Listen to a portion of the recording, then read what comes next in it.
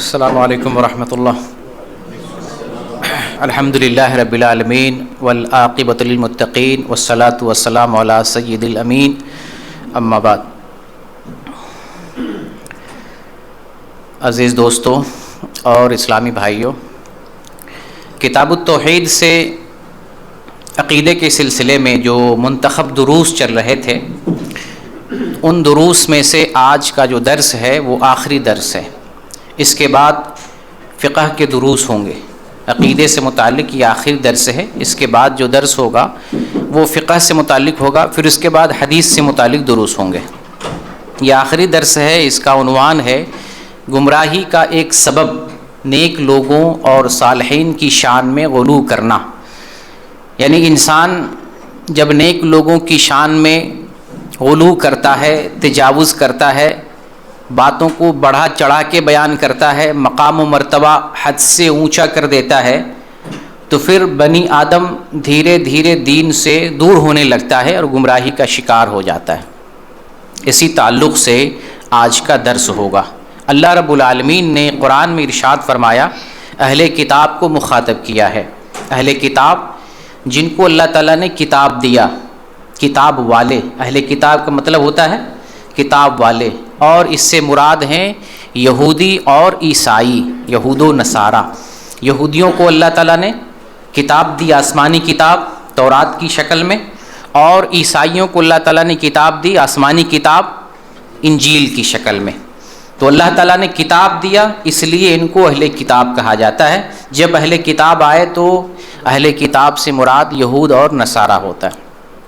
اللہ تعالیٰ ارشاد فرماتا ہے، یا اہل الکتاب لا تغلوا فی دینکم ولا تقولوا علی اللہ الا الحق. اے اہل کتاب، تم اپنے دین میں غلو نہ کرو. کتاب والوں سے اللہ مخاطب ہو رہا ہے. یہودیوں کو اور نصرانیوں کو اللہ کہتا ہے، حکم دیتا ہے کہ تم اپنے دین میں غلو نہ کرو. غلو کا مطلب حد سے تجاوز نہ کرو، اور اللہ کی طرف حق کے علاوہ کوئی دوسری بات منسوب نہ کرو. اللہ کے بارے میں سیدھی سچی بات، درست بات کرو. عیسائیوں کا عقیدہ یہ تھا کہ اللہ تعالیٰ نے اپنے لیے بیٹا بنا لیا ہے. عیسائی لوگ اللہ کے بارے میں یہ عقیدہ رکھتا ہے، یعنی یہ لوگ تین خداؤں پر ایمان لاتے ہیں. تثلیث کا عقیدہ، تثلیث یعنی ٹرینیٹی. تین خداؤں پر عیسائی لوگ اعتقاد رکھتے ہیں، ایمان لاتے ہیں. تین خدا، ایک تو خدا ہے ہی، پھر خدا کا بیٹا، اور ایک ہے روح القدس. اور یہ ایک معمہ اور عجوبہ ہے، یعنی یہ کہتے ہیں تین ایک ہے یا ایک تین ہے. اس طرح سے ایک معمہ ہے ٹرینیٹی. تین چیزوں پر، تین خداؤں پر یہ لوگ ایمان لاتے ہیں. اور ان کا عقیدہ یہ ہے کہ عیسیٰ علیہ السلام اللہ کے بیٹے ہیں. اسی طرح سے یہودیوں کا یہ عقیدہ ہے کہ عزیر علیہ السلام اللہ کے بیٹے ہیں. اور عرب کے لوگ، عرب کے مشرکین یہ کہتے تھے کہ ملائکہ اللہ کی بیٹیاں ہیں. تو اللہ کے بارے میں یہ عقیدہ ان لوگوں کا اس طریقے سے ہے. اور آج دسمبر کی 26 تاریخ ہے. آج سے ایک دن پہلے پوری دنیا میں عیسائیوں نے کرسمس ڈے منایا ہوگا. کرسمس ڈے، یہ عیسیٰ علیہ السلام کی پیدائش میں یہ دن منایا جاتا ہے. یعنی جیسے کہ میں نے بتایا، عیسائیوں کا عقیدہ ہے کہ عیسیٰ علیہ السلام کے بارے میں وہ لوگ یہ اعتقاد رکھتے ہیں کہ عیسیٰ علیہ السلام اللہ کے بیٹے ہیں. تو عیسیٰ علیہ السلام کے لیے ان کے جنم دن کے طور پر، ان کی پیدائش کے طور پر 25 دسمبر کو یوم پیدائش مناتے ہیں، کرسمس ڈے کے نام سے. جبکہ اللہ تعالیٰ کے لیے کوئی بیٹا نہیں ہے، اللہ رب العالمین کے لیے کوئی اولاد نہیں ہے، اللہ تعالیٰ کے لیے کوئی فیملی نہیں ہے.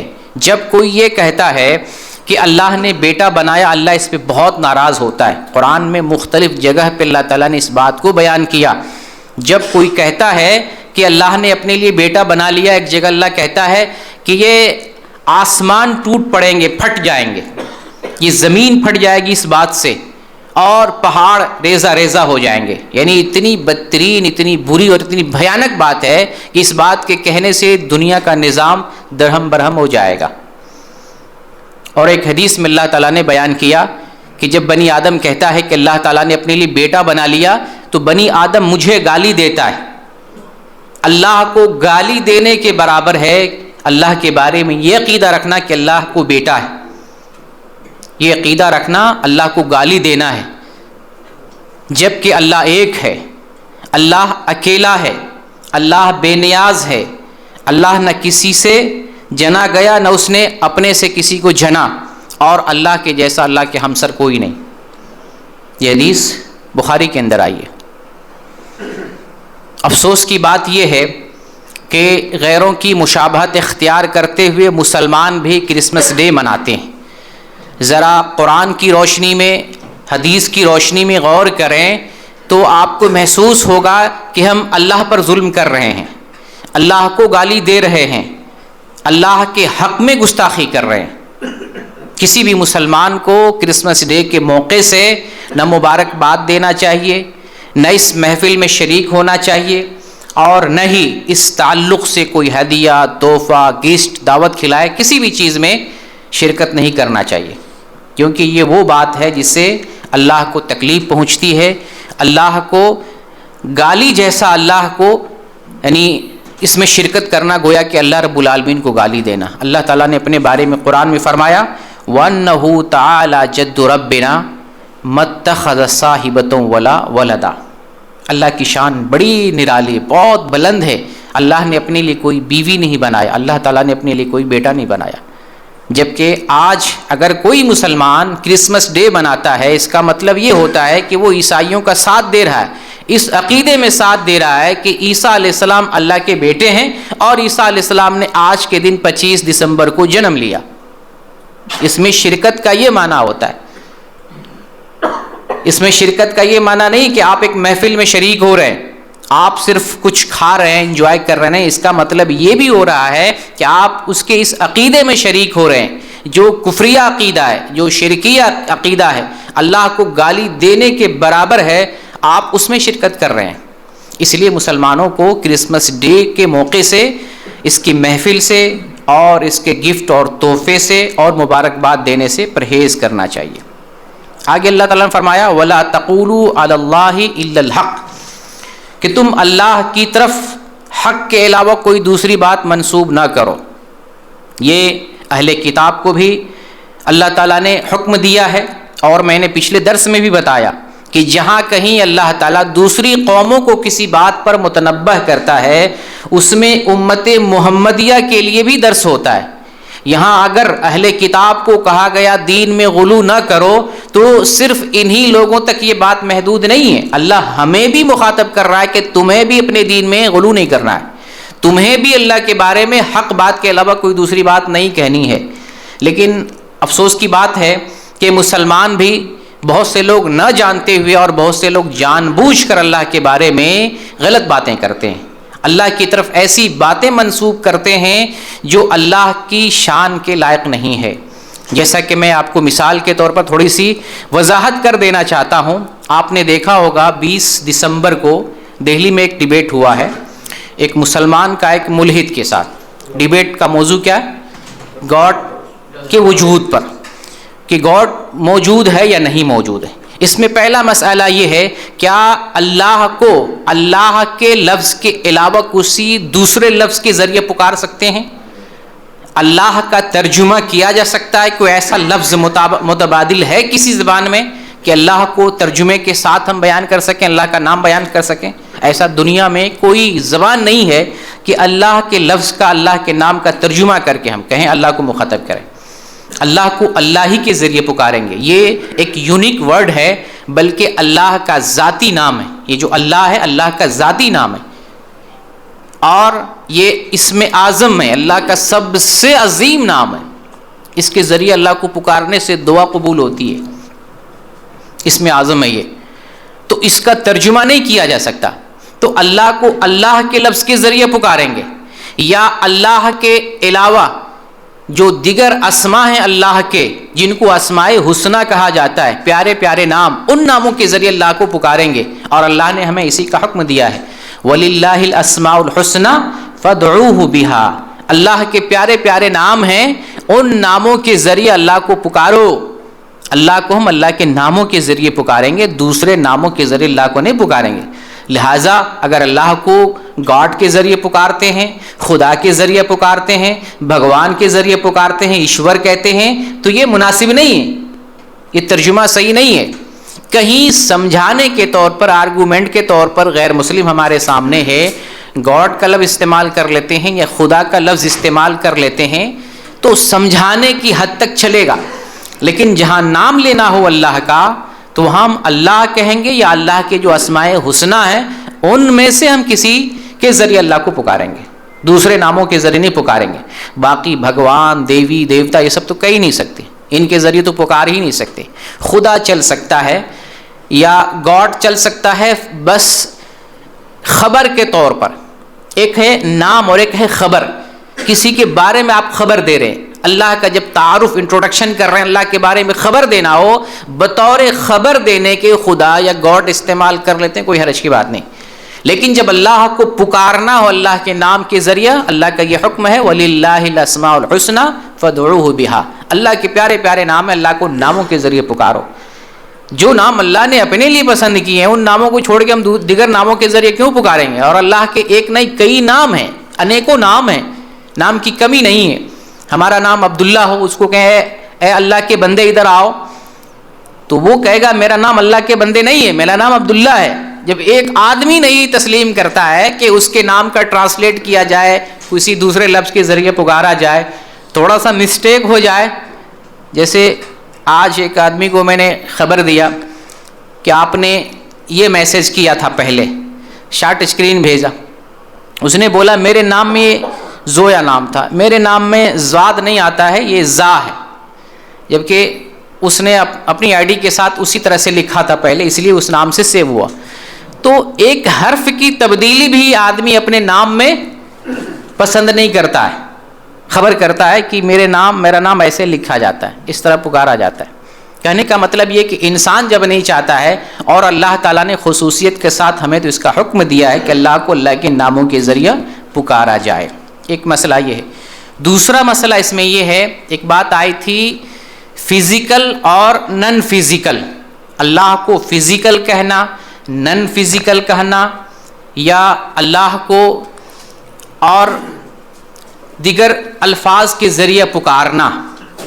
اس کو اردو میں سمجھ لیں کہ اللہ کے لیے یہ کہنا کہ اللہ کے لیے جسم ہے، یا اللہ کے لیے کہنا اللہ کے لیے جسم نہیں ہے، یہ دونوں باتیں کہنا اہل سنت والجماعت کے نزدیک صحیح نہیں ہے۔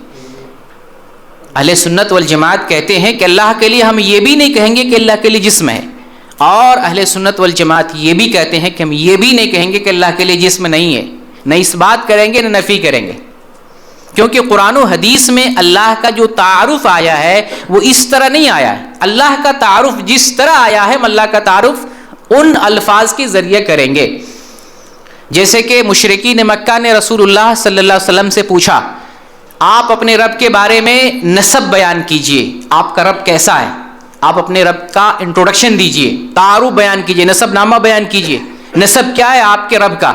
تو نبی کریم صلی اللہ علیہ وسلم کے لیے اللہ تعالیٰ نے قرآن کی آیت نازل کی، سورہ اخلاص نازل کی، قل هو اللہ احد اللہ الصمد لم یلد ولم یولد ولم یکن لہ کفوا احد۔ اللہ نے محمد صلی اللہ علیہ وسلم کو بتایا کہ اے پیغمبر محمد صلی اللہ علیہ وسلم آپ لوگوں کو بتائیے اللہ ایک ہے، اللہ بے نیاز ہے، نہ وہ جنا اور نہ وہ جنا گیا، اور اس کے ہمسر کوئی نہیں ہے، یہ اللہ ہے۔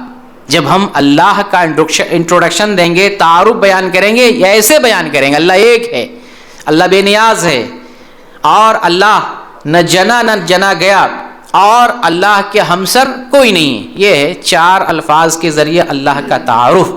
اس لیے ہم یہ نہیں کہیں گے کہ فزیکل ہے یا نن فزیکل ہے، یہ لفظ قرآن و حدیث میں کہیں نہیں آیا ہے۔ تو اللہ کا جیسے تعارف اور جیسے وصف بیان کیا گیا ہے، اللہ کا ہم انہی الفاظ کے ذریعے تعارف بیان کریں گے۔ ایک چیز ہو گئی۔ دوسری چیز اس میں ایک تیسری چیز یہ ہے جو عام طور سے ملحدین بیان کرتے ہیں، اللہ کا انکار کرنے والے بیان کرتے ہیں کہ اللہ کا وجود ہے تو پھر دنیا میں ناانصافیاں کیوں ہیں، دنیا میں یہ ظلم کیوں ہیں، دنیا میں یہ گناہ اور یہ ناانصافیاں کیوں ہیں۔ ان کا ایک عام شبہ ہوتا ہے، جبکہ یہ شبہ درست نہیں ہے۔ اس لیے درست نہیں ہے کہ اللہ رب العالمین نے جب سے یہ کائنات بنائی یہ نظام بنایا، اسی وقت سے اللہ تعالیٰ نے انسانوں کی رہبری کا سلسلہ شروع کر دیا۔ آدم علیہ السلام کو بنایا اور آدم علیہ السلام کو ساری چیزوں کے نام سکھا دیے۔ وَعَلَّمَ آدَمَ الْأَسْمَاءَ كُلَّهَا، آدم علیہ السلام کو سارے نام سکھا دیے۔ اللہ نے یوں ہی نہیں چھوڑا، پیدا کیا، سارے چیزوں کے نام بتائے، پھر اللہ تعالیٰ نے حق اور باطل کو واضح کیا، کفر اور ضلالت کو واضح کیا، نور اور ہدایت کو واضح کیا، حلال اور حرام کی تمیز دی، پیغمبروں کو بھیج کر، آسمانی کتاب بھیج کر، وحی اور رسالت کو بھیج کر اللہ تعالیٰ نے حق اور باطل کو واضح کر دیا۔ اب اس نظام کو، اللہ کے اس میسج کو نافذ کرنا یہ دنیا والوں کا کام ہے۔ اللہ نے آپ کی رہنمائی کر دی، پیغمبر دیا، وحی اور رسالت بھیج دی۔ آدم علیہ السلام سے لے کر محمد صلی اللہ علیہ وسلم تک کوئی ایسا زمانہ نہیں گزرا ہے اور کوئی ایسی قوم نہیں گزری ہے جہاں اللہ نے پیغمبر نہ بھیجا ہو۔ ایک ایک زمانے میں 2 پیغمبر، 3 پیغمبر، کئی پیغمبر بھیجے اللہ نے۔ کیوں بھیجا؟ یہی حق بتانے کے لیے، ایک خدا ہے، ایک معبود ہے جس کی عبادت کی جائے، اس کے ساتھ کسی کو شریک نہ کیا جائے، ہمیں اس طریقے سے زندگی گزارنا ہے، یہ حق ہے، یہ باطل ہے، یہ حلال ہے، یہ حرام ہے۔ اللہ نے پیغمبروں کے ذریعے اپنے فرمان اور اپنے میسج کے ذریعے لوگوں کو خبر کر دیا۔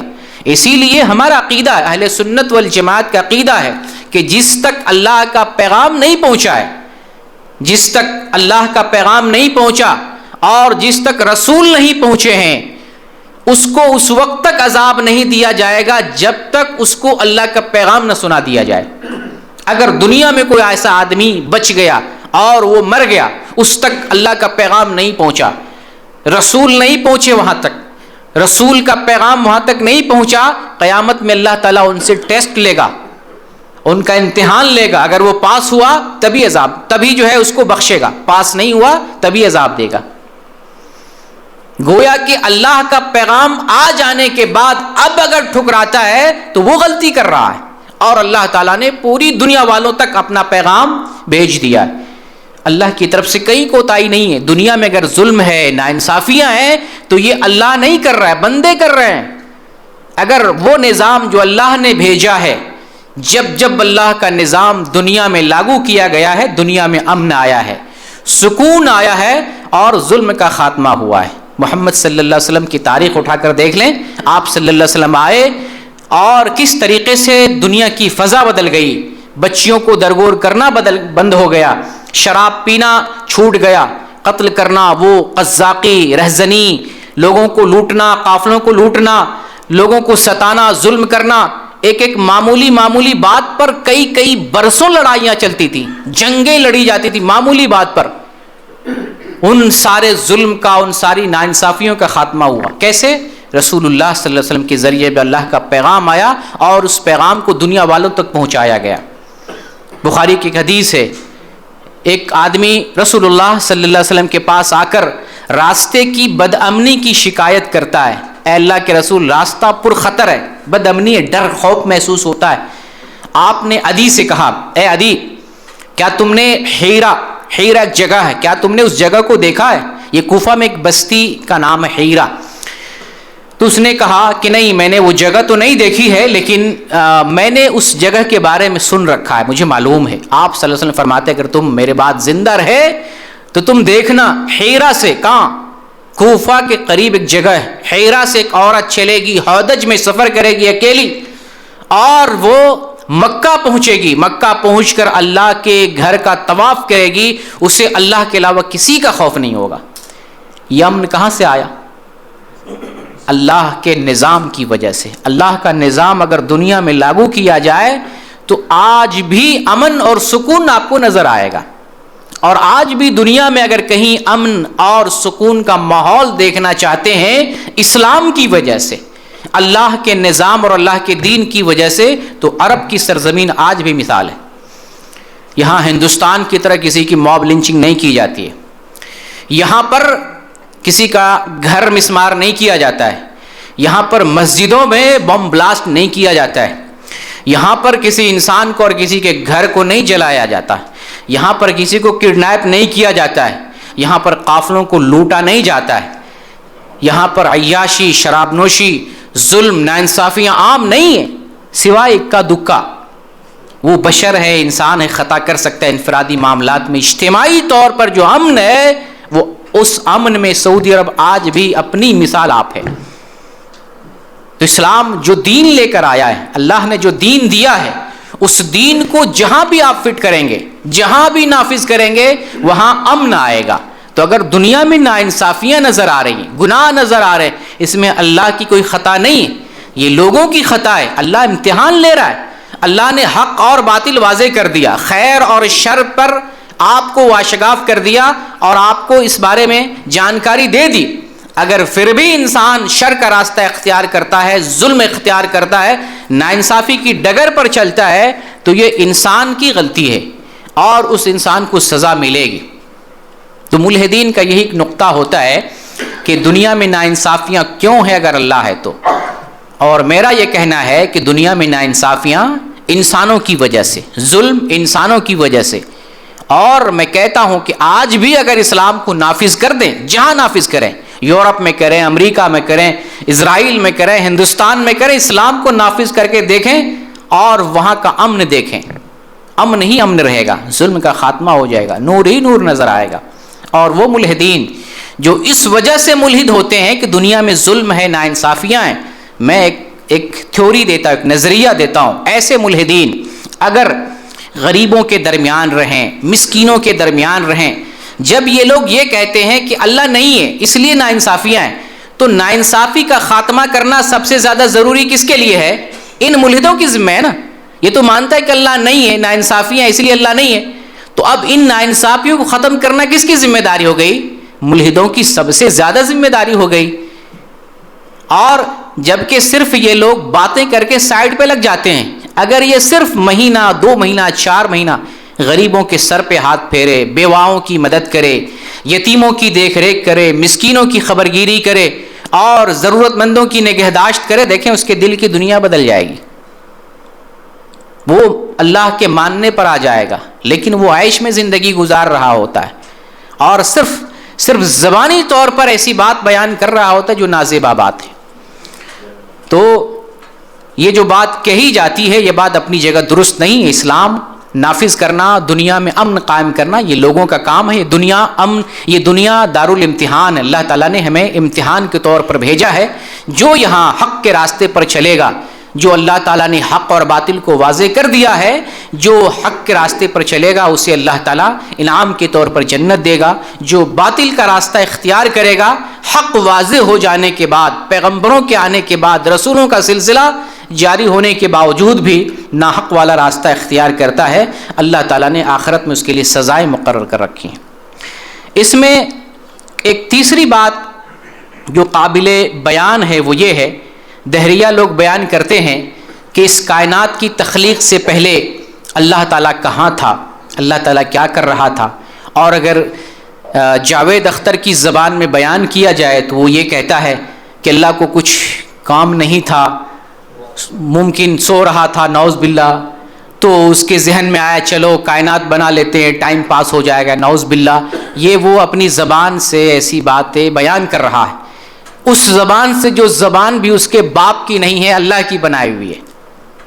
اللہ تعالیٰ اگر اسی ٹائم اس کی زبان میں لقوہ مار دیتا، اس کے جسم کو پیرالائز کر دیتا، اس کے جسم کے حصوں کو شل کر دیتا، تو نہ وہ اٹھ سکتا تھا، نہ وہ اپنے شہر سے چل کر کے دہلی آڈیٹوریم میں آ سکتا تھا، نہ ڈیبیٹ کر سکتا تھا، نہ زبان میں حرکت ہو سکتی تھی، نہ آنکھوں میں روشنی ہو سکتی تھی. اللہ نے ظالموں کو، بڑے بڑے ظالموں کو پکڑا ہے، لیکن وہ لوگ جو اللہ رب العالمین کے ان واقعات کو اور اللہ تعالیٰ نے جو نافرمانوں کو سزا دی ہے ان کو نہ پڑھتا ہے یا پڑھ کے بھی انجان بنتا ہے، وہ غفلت میں ہے. جب ابراہیم علیہ السلام اپنی بیوی کو لے کر نمرود کے ملک سے جا رہے تھے، سارا کو لے کر جا رہے تھے، ایک ایسی قوم پر، ایک ایسے شہر میں آپ کا گزر ہوا جہاں کا بادشاہ ظالم تھا، اور اس بادشاہ نے ابراہیم علیہ السلام کی بیوی کو طلب کیا اور یہ بری نظر سے ہاتھ بڑھانے کی کوشش کیا. اللہ نے کیا کیا؟ ایسے ظالم کا پیر زمین میں دھسا دیا. یہ تو قربان جائیے ابراہیم علیہ السلام پر، آپ کی اہلیہ پر، اللہ سے دعا کرتے ہیں یہ اے اللہ ان کو بچا لے، ورنہ لوگ کہیں گے کہ ابراہیم نے مار دیا۔ تو اللہ ظالموں کو ایسے پکڑتا ہے، اور جس زبان سے ملحد بیان کرتا ہے، جو کچھ بولتا ہے، وہ زبان بھی اس کی اپنی نہیں ہے، اللہ کی بنائی ہے۔ اللہ تعالیٰ کا اگر شکر نہیں ادا کرتا ہے تو کبھی کبھی اللہ اپنی گرفت میں اور اپنی چنگل میں لیتا ہے۔ تو یہ جو سوال ہے کہ کائنات کی تخلیق سے پہلے اللہ کہاں تھا، تو دراصل ہمارے ذہنوں میں اس طرح کی باتیں نہیں آنی چاہیے، اور اگر آئے بھی، کوئی پوچھے بھی، تو ہر سوال کا جواب دینا مناسب نہیں ہے۔ لیکن آپ کی اطلاع اور معلومات کے لیے بتا دوں، جو حدیث صحیح مسلم کے اندر ہے 2653 نمبر کی، نبی کریم صلی اللہ علیہ وسلم اس حدیث میں بیان کرتے ہیں کہ زمین اور آسمان کی تخلیق سے 50,000 سال پہلے اللہ تعالیٰ نے تقدیر لکھ دیا تھا۔ جاوید اختر اور ملحد لوگ تو ابھی کائنات ہی تک ہیں، اس سے 50,000 سال پہلے تقدیر لکھ دیا تھا، ساری مخلوقات کی تقدیر لکھ دیا تھا۔ اور دوسری حدیث میں ہے کہ اللہ تعالیٰ نے سب سے پہلے قلم کو پیدا کیا، اور قلم کو حکم دیا اللہ تعالیٰ نے لکھو۔ قلم بولتا ہے کہ میں کیا لکھوں؟ اللہ کہتا ہے قیامت تک جو کچھ ہونے والا ہے وہ سب لکھو۔ تو اللہ خالق ہے۔ اللہ کے بارے میں ہم اتنا ہی جانتے جتنا اللہ نے بتایا ہے۔ ہم اللہ کا محاسبہ نہیں کر سکتے ہیں، اللہ پر سوال نہیں اٹھا سکتے۔ ہم سے سوال ہو سکتا ہے، ہمارا خالق ہے، وہ ہم سے سوال کر سکتا ہے، ہمارا امتحان لے سکتا ہے، ہمارا حساب و کتاب لے سکتا ہے۔ ہم اللہ سے سوال نہیں کر سکتے، وہ ہمارا خالق ہے۔ اور خالق نہیں بلکہ اللہ کے ناموں میں ایک نام ہے خلاق۔ خلاق کسے کہتے ہیں؟ بہت زیادہ بنانے والا۔ تو اللہ نے کتنی چیزیں بنائی ہوں گی، کب سے بنائی ہوں گی، اس کا ہمیں علم نہیں ہے۔ ہمیں اپنی زبان کو خاموشی کے ساتھ روکنا ہے، اتنی بات کرنی جتنی بات قرآن و حدیث میں ہے، اس سے زیادہ نہیں۔ اللہ خلاق بہت ساری چیزیں بنانے والا ہے جن کے بارے میں ہم جانتے ہی نہیں ہیں۔ اس زمین کی تو میں کتنی مخلوقات ہیں، خلا میں کتنی مخلوقات ہیں، اور ساتوں آسمان میں کتنی مخلوقات ہیں۔ کتنی ایسی مخلوقات ہیں جن کو ہم دیکھ بھی نہیں پاتے۔ بہت ساری مخلوقات ہیں جن پر ایمان لاتے ہیں، دیکھتے نہیں۔ فرشتے جن کو دیکھ نہیں پا رہے۔ شیطان کے بارے میں عقیدہ ہے کہ یہ بھی ایک مخلوق ہے، جن یہ بھی ایک مخلوق ہے، نہیں دیکھ پاتے۔ ایسی بے شمار مخلوقات ہوں گی جن کو دیکھتے پاتے ہیں۔ سمندروں میں، اتھاہ سمندر میں، پانی کی تہوں میں کتنی مخلوقات ہیں، کیا کیا ہے ہم نہیں جانتے۔ تو اللہ خلاق ہے۔ اللہ پتہ نہیں کتنی چیزیں بنا رکھا ہوگا، بنایا ہوگا، جن کے بارے میں ہمیں نالج نہیں ہے۔ تو ہمیں ان چیزوں کے بارے میں سوچنا نہیں۔ اگر کوئی سوچے یا پوچھے، ہر سوال کا ہمیں جواب دینے کی ضرورت نہیں ہے۔ بہت سارے ایسے سوال ہیں جو ہمیں گمراہی تک لے کے جا سکتے ہیں۔ اسی طریقے سے یہ بھی ایک سوال کیا جاتا ہے کہ اللہ کو کس نے پیدا کیا، یعنی اللہ کیا کر رہا تھا۔ پھر آگے بڑھتے ہیں، اللہ کو کس نے پیدا کیا۔ جب ہم ملحد سے کہتے ہیں اللہ ہمارا خالق ہے، تو پھر اس کا کون خالق ہے، اس کو کس نے بنایا؟ یہ گمراہی والا سوال ہے۔ صحیح مسلم کے اندر حدیث آئی ہے 134 نمبر کی، رسول اللہ صلی اللہ علیہ وسلم ارشاد فرماتے ہیں کہ تم میں سے کسی کے پاس شیطان آتا ہے، اور وہ شیطان یہ کہتا ہے کہ اس آسمان کو کس نے بنایا، زمین کو کس نے بنایا، فلاں چیز کو کس نے بنایا، فلاں چیز کو کس نے بنایا۔ پھر پہنچتے پہنچتے پہنچتے پہنچتے اللہ کو کس نے بنایا، تمہارے رب کو کس نے بنایا، وہاں تک پہنچ جاتا۔ رسول اللہ صلی اللہ علیہ وسلم نے کیا فرمایا؟ جواب نہیں سکھایا، آج جواب دیتے ہیں اسٹیج پہ لاجک سے، عقل سے، فلسفی سے۔ اللہ کے نبی نے کیا فرمایا؟ اگر نوبت یہاں تک آ جائے، سوال کرتے کرتے کرتے سوال کرنے والا یہاں تک پوچھ بیٹھے، آپ صلی اللہ علیہ وسلم کے الفاظ ہیں فَلْيَسْتَعِذْ بِاللَّهِ وَلْيَنْتَهِ، ایسے آدمی کو اللہ سے پناہ مانگنی چاہیے اور رک جانا چاہیے، اسی پر بس کرنا چاہیے، ٹھہر جانا چاہیے۔ اگر اس کا کوئی جواب ہوتا لاجک سے، عقل سے، تو رسول اللہ صلی اللہ علیہ وسلم ہمیں سکھاتے۔ دین کی جو بات پہنچانی تھی رسول ہم تک پہنچا گئے، آپ نے اس میں بخیلی نہیں کی ہے۔ جب نوبت یہاں تک آ جائے کہ خالق کو کس نے خلق کیا، پیدا کیا ہے، بس کرو، یہاں سے آگے مت بڑھو، یہی حد ہے، اس حد کو کراس نہ کرو۔ اللہ سے پناہ مانگو کہیں تم شیطان کے آلے کار نہ بن جاؤ، وہاں تک ہم نہیں پہنچ سکتے۔ اور یہ جو عقل اللہ تعالیٰ نے ہمیں دیا ہے، اللہ کی بنائی ہوئی چیز ہے، اس عقل کا استعمال بے جا نہیں کریں گے، اور اس عقل سے ہر سوال کا جواب دینے کی کوشش نہیں کریں گے. اللہ تعالیٰ نے ہمیں دین دیا ہے, اللہ تعالیٰ نے ہمیں کتاب دی ہے, شریعت دی ہے, پیغمبر بھیجا ہے, اللہ تعالیٰ کی طرف سے وحی کا نزول ہوتا تھا. ہم لوگوں کو اللہ کے بارے میں کیسے بتائیں گے؟ اللہ نے ہمیں بتایا ہے, اللہ کے رسول نے ہمیں بتایا ہے. اپنی طرف سے گڑھنے کی ضرورت نہیں ہے, یہ پورا قرآن اللہ کے بارے میں بیان کرتا ہے. اگر توحید سمجھانی ہو, کسی کو اللہ کے بارے میں بتانا ہو, کسی کو ایک اللہ کے بارے میں علم دینا ہو, کسی کو اللہ کے وجود پر دلیل دینی ہو, قرآن سے ہم دیں گے. یہ پورا قرآن اللہ کے بارے میں بیان کر رہا ہے. یہ کس لیے آیا ہے؟ نبی کریم صلی اللہ علیہ وسلم تبلیغ کس سے کر رہے تھے؟ کس چیز کی تبلیغ کرتے تھے؟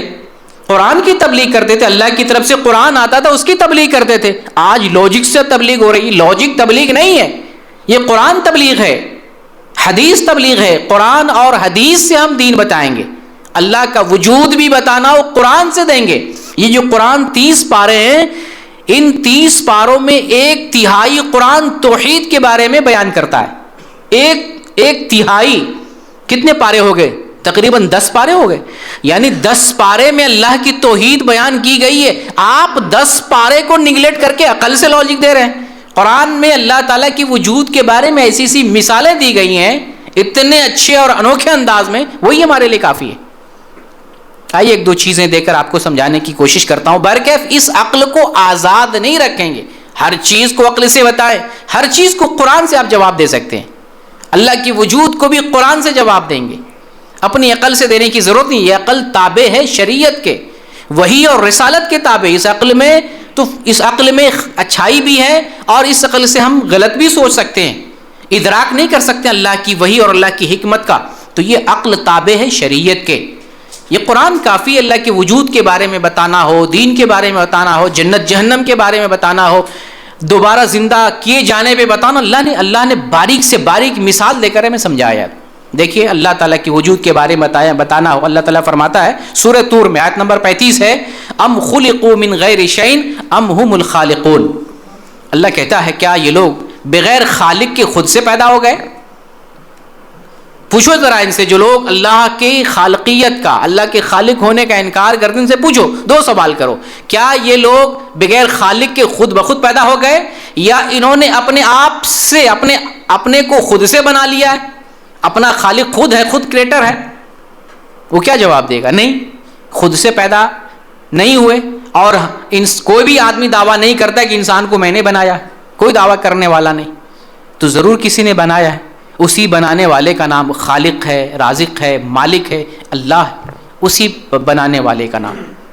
اور اللہ تعالیٰ نے ایک جگہ اور قرآن میں ارشاد فرمایا, سنوریہم آیاتنا فی الآفاق وفی انفسہم حتی یتبین لہم انہ الحق. ان قریب ہم اپنی نشانیاں دکھائیں گے آفاق میں. آفاق یہ جو کنارے ہیں افق کے, آسمان کے کنارے ہیں, آفاق میں ہم اپنی نشانیاں دکھائیں گے, اور لوگوں کو اپنی ذات کے اندر بھی نشانیاں دکھائیں گے. حتی یتبین لہم انہ الحق, یہاں تک کہ ان کے لیے واضح ہو جائے گا یہ حق ہے, یہ صحیح ہے. دراصل قرآن کے پس منظر میں ہے کہ قرآن یہ حق ہے. اسی طریقے سے اللہ کے وجود کے لیے بھی آفاق میں نشانیاں ہیں. آپ دیکھیں سورج, چاند, ستارے, قمقمے, بجلی, لائٹ, ٹھنڈی, گرمی, بارش, کتنی ساری نشانیاں آسمان میں. پھر زمین میں کتنی ساری نشانیاں ہیں. آسمان اور زمین کے اندر بہت ساری نشانیاں قدرت کے مظاہر ہیں. پھر انسان کے اپنے اندر کتنی نشانیاں ہیں, انسان کے اپنے جی میں بہت ساری نشانیاں ہیں. صرف ایک چیز پہ غور کریں, اللہ تعالیٰ نے اپنے لیے کہا اللہ مصور ہے. مصور کسے کہتے ہیں؟ تصویر بنانے والا. اللہ صورتوں کو, شکلوں کو بنانے والا ہے. دیکھیے بیٹھے ہیں 100 کے قریب ہوں گے, کسی کا چہرہ کسی سے نہیں ملتا ہے. یہ بنانے والا کون ہے؟ اللہ رب العالمین. یعنی ہر کسی کی شکل کو اللہ الگ الگ انداز میں بنا رہا ہے. ایک دن میں پوری دنیا میں لاکھوں لوگ پیدا ہوتے ہوں گے, لاکھوں لڑکے اور لڑکیاں, کسی کی شکل کسی سے نہیں ملتی ہے. اللہ اکبر. المصور, اللہ مصور, تصویر بنانے والا ہے. آپ دیکھتے ہیں موبائل بنانے والا نوکیا, ایک نوکیا کا ایک ماڈل لاتا ہے, 1 سال 2 سال 5 سال کتنے سال کے بعد دوسرا ماڈل جو ہے لانچ کرتا ہے. کتنا ٹائم لگتا ہے ایک سیکنڈ ماڈل کو لانے کے لیے. اللہ ایک دن میں، اور ایک دن چھوڑیں 1 منٹ میں کتنے بچے پیدا ہوتے ہوں گے پوری دنیا میں جس کا احاطہ نہیں کیا جا سکتا. اور کمال یہ ہے کہ سب کی شکلیں الگ، سب کی شباہت الگ، بولیاں الگ، پورے جو ہے اسٹرکچر، ساخت، انداز، سب کی چیزیں الگ. کسی انسان سے کہا جائے انسان تو انسان کو بنا ہی نہیں سکتا، صرف شکلوں کو اتنی شکلیں تو بنا سکتا ہے، تھرا جائے گا، کوئی نہیں بنا سکتا. تو کیا یہ چیزیں حیرت میں نہیں ڈالتی ہیں کہ کوئی بنانے والا ہے جو اتنی شکلوں کو بناتا ہے؟ پھر یہ جسم دیکھیں، اللہ تعالیٰ نے جسم کے اندر جو چیزیں فٹ کی ہیں، جو چیزیں بنائی ہیں، بڑے سلیقے سے اللہ تعالیٰ نے بنایا کہ ہم بہترین ڈھانچے میں انسان کو بنائے. احسن تقویم، بہترین ڈھانچہ ہم نے انسان کو دیا ہے. لیٹرین کرتے ہیں اللہ تعالیٰ نے نیچے دیا ہے. اگر یہاں آگے میں لیٹرین کرنے والا دیتا، یہ جو بیٹھے ہیں یوسف صاحب آپ کے پاس نہیں بیٹھتے، گندگی آ رہی، بدبو آ رہی. اللہ نے ایسی جگہ دیا ہے کہ ہم ایک دوسرے کے پاس بیٹھ پاتے ہیں. آنکھوں کو دیکھیں، اللہ نے 2 آنکھ دیا، نازک آنکھ ہے. پھر آنکھ کے پروٹیکشن کے لیے اللہ تعالیٰ نے ایک پردہ دے دیا ہے.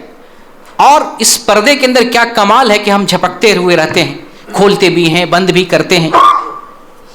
جسم کے اندر اللہ تعالیٰ نے ہڈیاں لگائی ہیں. ہڈی جب ہم کہتے ہیں کہ یہ چیز سوکھ کر ہڈی ہوگی، اس کا مطلب یہ چیز بہت ٹائٹ ہو گئی. لیکن دیکھیں قدرت نے جسم کے اندر ہڈیوں کا کیا نظام دیا ہے. پیچھے والی ہڈی جو ہے، پیچھے ریڑھ کی ہڈی دیکھیں، جھکنے والی ہڈی، فولڈ کر لیں جیسے بستروں کو فولڈ کر کے رکھ لیتے. سبحان اللہ، یہ اللہ کا نظام. ہڈیوں کو کیسے فولڈ کا سسٹم بنا دیا. ہاتھی میں کلائی کو یہاں سے موڑنا ہے، دیکھیں کیسے اللہ نے نظام بنائے، کلائی کو موڑتے ہیں. پھر آپ دیکھیں ناک سے سونگھنے کا، یا اسی طریقے سے انسان جو ہے کہ دل کے اندر جو ہے جس دل دھڑکنے کا، دماغ سے سوچنے کا، یا جو ہے اسی ہاتھ میں جو انگلیاں ڈال دیا ہے، یہ صرف ساری چیزیں بنا دیتے. یہ صرف انگلی نہ ہوتی نا، اپنے کوٹ اور پینٹ کا بٹن نہ کھول سکتے تھے نہ لگا سکتے تھے. اپنے کوٹ اور پینٹ کا بٹن تک نہیں لگا سکتے. معمولی انگلیاں، ان انگلیوں سے ہم نے فلائٹ بنایا، ہم نے راکٹ بنایا، ہم نے جہاز بنایا. دنیا کا سارا سامان انہی دونوں 5 انگلیوں سے. تو کیا کاریگری ہے اللہ رب العالمین کی کہ سلیقے سے جسم کے اندر ساری چیزوں کو فٹ کر دیا. انسان اپنی ذات کے اندر بھی غور نہیں کرتا. اگر غور کرنا چاہے انسان کی اپنی ذات اللہ تک پہنچا دے گی، لیکن وہ ناشکرا ہے، ہدایت اس کی قسمت میں نہیں ہوگی، اس لیے وہ اللہ تک نہیں پہنچ پا رہا ہے. تو میرے بھائی، کہنے کا مطلب یہ ہے کہ ہمارا کام ہے اللہ کا پیغام دنیا والوں تک پہنچا دینا. اور اللہ کا پیغام قرآن اور حدیث سے، لاجک نہیں ہے، ڈائلاگ نہیں مارنا ہے دین میں. اللہ نے قرآن دیا ہے، پیغمبر بھیجا ہے، دین دیا ہے، اس دین کو ہمیں دنیا والوں تک پہنچانا ہے. نبی کریم صلی اللہ علیہ وسلم یہی دین پیش کرتے تھے. صحابہ کرام اپنی طرف سے لاجک دے کر کے اسلام میں نہیں داخل کراتے تھے. قرآن پڑھتے تھے، اللہ کے نبی صلی اللہ علیہ وسلم کی حدیث بیان کرتے تھے. یہی دین بتائیں. اور آپ کسی کے ٹھیکیدار نہیں ہے کہ کسی ملحد کو زبردستی اسلام میں داخل کرے. اللہ نے اگر اس کے دل پر مہر لگا دی ہو، کسی کی مجال نہیں اسلام میں داخل کر سکے. نبی کریم صلی اللہ علیہ وسلم اپنے چچا کو اسلام میں داخل نہیں کر سکے، جبکہ آپ سے بہتر دنیا کا کوئی داعی، کوئی مبلغ، کوئی معلم، مدرس ہو سکتا نہیں ہو سکتا ہے. اور کمال کی بات، نبی کریم صلی اللہ علیہ وسلم کی چاہت تھی، دل کا ارمان تھا میرے چچا مسلمان ہو جائے. دل کا ارمان پورا نہیں ہوا. آپ سوچیں، نبی کریم صلی اللہ علیہ وسلم کی چاہت ہوتے ہوئے آپ مسلمان نہیں بنا سکے. کیا ہم اپنی چاہت سے کسی کو اسلام میں داخل کر سکیں گے؟ نہیں. تو آپ کسی کی خوشی کے لیے الٹی سیدھی عقلی لاجک دے کر کے دین کا اور عقیدے کا تیا پاچا نہ کریں. آپ حق بیان کریں، حق واضح کر دیں، آپ کی ذمہ داری ختم. اگر ہدایت لکھی ہوگی وہ اسلام میں داخل ہوگا، نئی ہدایت قسمت میں ہوگی نہیں داخل ہوگا. تو یہ بیسک طور پر یہ چند چیزیں آپ کے سامنے میں نے بیان کر دیا. اب آتے ہیں موضوع کی طرف.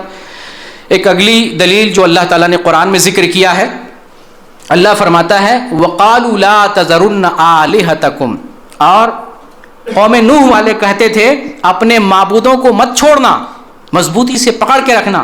وَلَا تَذَرُنَّ وَدًّا وَلَا سُوَاعًا وَلَا يَغُوثَ وَيَعُوقَ وَنَسْرًا، اور اپنے جو معبود ہیں ود ہے، سوا ہے، یغوث ہے، یعوق ہے، نصر ہے، ان معبودوں کو کس کے پکڑ کے رکھنا اور اپنے معبودوں کو نہ چھوڑنا. یہ نوح علیہ السلام کے قوم والے اپنے آپس میں ایک دوسرے کو کہتے تھے. اور نوح علیہ السلام کیا کہتے تھے؟ اللہ کی عبادت کرو، ایک اللہ کی عبادت کرو. لیکن یہ لوگ کیا کہتے تھے اپنے ایک دوسرے کو؟ ایک دوسرے کو کہتے کہ نہیں، ان بتوں کو مضبوطی سے پکڑے رکھو. دیکھیں یہاں بھی ہمارے لیے ہدایت اور نصیحت ہے. نوح علیہ السلام کو اللہ تعالیٰ نے 950 سال تک تبلیغ کرنے کا موقع دیا. کتنے ایمان لائے؟ تھوڑے سے ایمان لائے، تھوڑے سے. ایک کشتی کے برابر کشتی میں، وہ کشتی میں بھی وہ ساری چیزیں تھیں، جانور پرندے سب رکھے ہوئے تھے. چند لوگ اسلام میں آئے. کچھ لوگ تعداد بتاتے ہیں 80 یا کچھ آس پاس ایسے بتاتے ہیں. کتنے سال تبلیغ کیے؟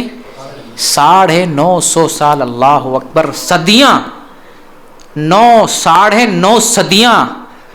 ایک کرکٹ کا کھلاڑی 1 سینچری لگا دیتا تو لوگ جو ہے واہ واہ کر کے گود میں اٹھا لیتے ہیں. 950 سال تک زندہ رہے، تبلیغ کرتے رہے. اللہ کے پیغمبر تھے لیکن ایمان لانے والے تھوڑے. جب نہیں ایمان لایا تو اللہ تعالیٰ نے ظالموں کو ایسی سزا دی ہے، صفحہ ہستی سے سب کو مٹا دیا ہے. تو ملحد لوگ اگر اللہ کی ان چیزوں کو پڑھیں، اللہ تعالیٰ نے قوموں کو کیسے عبرتناک سزائیں دی ہیں دنیا میں، اگر ان چیزوں کو پڑھیں تو انہیں سبق ملے. لیکن جب دولت مل جاتی ہے زیادہ تو پھر جو ہے بہک جاتے ہیں، پھر اللہ کے بارے میں غور و فکر نہیں کرتے ہیں. تو نوح علیہ السلام 950 سال تک تبلیغ کرتے رہے، لیکن اس قوم کے لوگوں نے 5 نیک لوگوں کی مورتیاں بنا کر ان کی عبادت شروع کر دی تھی. یہ جو نام ہے 5 نام، یہ نیک لوگ تھے، ان کی عبادت شروع کرنے لگے تھے. قرآن کی اس آیت کی تفسیر میں ابن عباس رضی اللہ عنہ بیان کرتے ہیں. بخاری کی حدیث ہے، حدیث نمبر ہے 4920. ابن عباس رضی اللہ عنہ بیان کرتے ہیں کہ یہ جو نام ہیں ود، سوا، یغوث، یعوق، نصر، یہ قوم نوح کے نیک لوگ تھے. جب یہ لوگ وفات پا گئے تو شیطان اس قوم کے پاس آیا اور ان کے دل میں بات ڈالی کہ دیکھو یہ جو 5 لوگ نیک لوگ تھے وفات پا گئے ہیں، جہاں پہ یہ لوگ اٹھا بیٹھا کرتے تھے، ان کی جو مجلسیں ہوا کرتی تھیں، ان مجلسوں میں ان کی مورتی بناؤ، پتھر نصب کر لو، اسٹیچو بناؤ، اور ان مورتیوں کو انہی کے نام سے پکارو. یعنی ایسا نہیں کہ اسٹیچو بنا دینا ہے، باقاعدہ الگ الگ نام، یہ ود ہے، یہ یغوث ہے، یہ جو ہے نصر ہے، باقاعدہ نام رکھنا ہے ان کا. اور ابن عباس کہتے ہیں کہ ان کی عبادت نہیں کی گئی، ابھی صرف اسٹیچو بنانے کے لیے ایک تھنکنگ دی گئی، اسٹیچو بناؤ اور ان سب کا نام رکھو، الگ الگ نام رکھو، 5 کا الگ الگ نام. جب یہ نسل گزر گئی، ان کی اولادیں آتی ہیں اور جب علم اٹھا دیا جاتا ہے، علم اٹھانے کا مطلب یہ ہے کہ کس پرپس سے یہ اسٹیچو بنایا گیا تھا، کسی کے ذہن میں نہیں ہے، وہ ذہن سے نکل گیا، پھر ان اسٹیچو کی عبادت شروع ہو گئی. تو اس طرح سے دنیا میں اور لوگوں کے اندر بت پرستی کا رواج عام ہو گیا. لوگ جو ہے بت پرستی کے راستے پر نکل پڑے. تو قوم نوح میں جو بت پرستی عام ہوئی یا شرک کا آغاز ہوا قوم نوح سے، کس بنیاد پر ہو رہا ہے؟ محل استشہاد کیا ہے؟ پوائنٹ کیا ہے؟ نیک لوگوں کے بارے میں غلو کرنا. یہ ٹاپک ہمارا ہے. نیک لوگوں کے بارے میں غلو کیا، ان کا مجسمہ بنایا، ایک دور میں مجسمہ بنایا اور وہاں لوگ بیٹھنے لگے، ان کا نام جپنے لگے. جب یہ نسل ختم ہو گئی، آئندہ آنے والی جو نسل آ رہی ہے وہ نسل اب ان کی عبادت شروع کر دیا.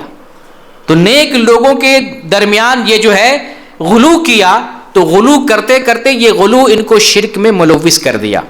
یہی حال اس امت کے لوگوں کا ہے. اس امت کے اندر ایک بڑا طبقہ ہے، میجورٹی کہہ لیں، جو شرک میں ملوث ہے، جن کو ہم قبر پرست بھی کہتے ہیں.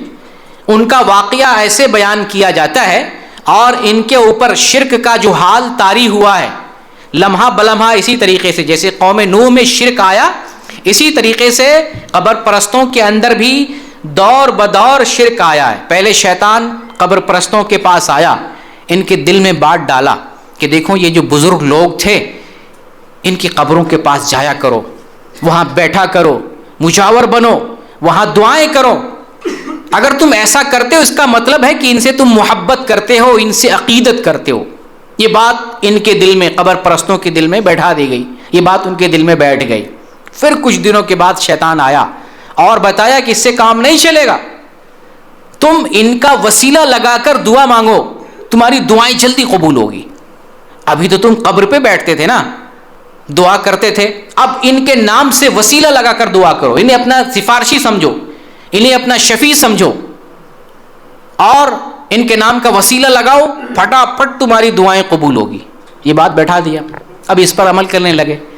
پھر ایک دور آیا، شیطان ان کے پاس آیا، اب اور کچھ اور باتیں بتانے لگا کہ دیکھو اتنے ہی سے کام نہیں چلے گا، ان کے لیے بڑے بڑے نیک کام کرو، بڑی بڑی عبادتیں کرو، یہ جگہ بہت عظیم جگہ ہے، جہاں تم نیک لوگوں کو دفن کرتے ہو، یہ بڑی عظیم جگہ ہے، یہاں ان کے لیے ذبح کرو، ان کے لیے نظر و نیاز کرو، ان کے قبروں کا طواف کرو اور ان کی قبروں کو بوسہ دو، یہاں جھکو اور سجدہ کرو، یہ بڑے بڑے نیک اعمال ہے، تم ڈائریکٹ جنت میں چلے جاؤ گے۔ شیطان نے یہ دل میں بات ڈالی، الامین لگتا ہے بہت سمجھ رہا ہے۔ پھر ایک دور آیا، شیطان نے کہا کہ تم یہ کیا جو ہے اکیلے اکیلے قبر کے پاس آ جاتے ہو، پوری قوم کو بلاؤ، عورتوں کو بلاؤ، بچوں کو بلاؤ، مردوں کو بلاؤ، گاؤں کے سارے لوگوں کو بلاؤ، قبروں کے پاس اکیلے اکیلے نہیں آیا جاتا، یہ بڑی جگہ ہے، سب کو بلاؤ۔ طریقہ بھی بتایا شیطان نے، اس کا بہتر طریقہ یہ ہے کہ تم ان بزرگوں کا، ان اولیاء کا، ان خواجاؤں اور باباؤں کا عرس مناؤ، میلے لگاؤ، ان کی پیدائش مناؤ، یوم وفات مناؤ اور ان کے لیے ذبح کرنے کی تاریخ متعین کر لو۔ اس طرح کرو گے تو سارے لوگ آئیں گے اور تمہارے لیے فائدہ ہی فائدہ رہے گا۔ چنانچہ لوگ عرس منانے لگے، لوگ قبروں پہ مزار تعمیر کرنے لگے اور میلہ ٹھیلا لگنے لگا۔ اب دیکھتے ہیں پوری بستی اٹھ کر کہاں جا رہی ہے؟ قبرستان، مسجدیں ویران، جہاں اللہ کی عبادت ہونی ہے مسجدیں ویران، شیطان نے لگا دیا لوگوں کو قبرستان، عورتوں کو، مردوں کو، بچوں کو غسل کر کے نیا نیا لباس لگا کر کے جانا چاہیے، اللہ کی بندگی کرنا چاہیے، اور میلے ٹھیلے لگا رہے قبرستان میں۔ تو شیطان نے امت مسلمہ کو اس طریقے سے گمراہ کیا اور لوگ اس راستے پر چل رہے ہیں۔ اللہ سے دعا کرے اللہ ان لوگوں کو ہدایت دے، مسجد کی طرف آئیں، اللہ کی بندگی کریں اور اللہ کے گھر کو آباد کریں۔ نبی کریم صلی اللہ علیہ وسلم فرماتے ہیں لا تطرونی کما اطرت النصارى ابن مریم انما انا عبد فقولوا عبد اللہ ورسولہ۔ نبی صلی اللہ علیہ وسلم فرماتے ہیں کہ تم میری شان نہ بڑھاؤ، میری شان میں غلو نہ کرو، جیسا کہ عیسائیوں نے عیسیٰ بن مریم کے بارے میں کیا۔ اور آپ کو عیسیٰ علیہ السلام کے بارے میں بتایا کہ عیسیٰ علیہ السلام کی قوم نے عیسیٰ علیہ السلام کے بارے میں غلو کیا اور مریم علیہ السلام کے بارے میں غلو کیا، لوگ ان کی عبادت شروع کر لے، عبادت کرنے لگے۔ تو تم میری شان بھی ایسے بڑھایا مت کرو، میں اللہ کا بندہ ہوں، مجھے اللہ کا بندہ کہو، اللہ کا رسول کہو۔ اور پھر رسول اللہ صلی اللہ علیہ وسلم بیان فرماتے ہیں ایاکم والغلو فانما اہلک من کان قبلکم الغلو، کہ سنو دیکھو غلو سے بچو، دین میں غلو کرنے سے۔ غلو کیا ہے؟ حد سے تجاوز کرنا، جو دین کا دائرہ اسی دائرے تک رہے، اس سے آگے نہ بڑھیں، اس دائرے تک رہنا ہے، اس دائرے کو کراس نہیں کرنا ہے۔ تو دین میں غلو مت کرو۔ دیکھو تم سے پہلے جو لوگ تھے دین میں وہ غلو کر رہے تھے، اللہ تعالیٰ نے انہیں ہلاک کر دیا، تو تم دین میں غلو مت کرنا۔ اس لیے ہمیں دین میں غلو نہیں کرنا چاہیے، دین کے کسی معاملے میں، بزرگوں کی شان میں، نبی کی شان میں، اللہ اور اللہ کے دین کی کسی بات میں غلو نہیں کرنا چاہیے۔ خلاصہ درس یہ ہے کہ اللہ اور اس کے رسول کے بارے میں تین قسمیں شان کے تعلق سے، حقوق کے تعلق سے تین قسمیں بنتی ہیں۔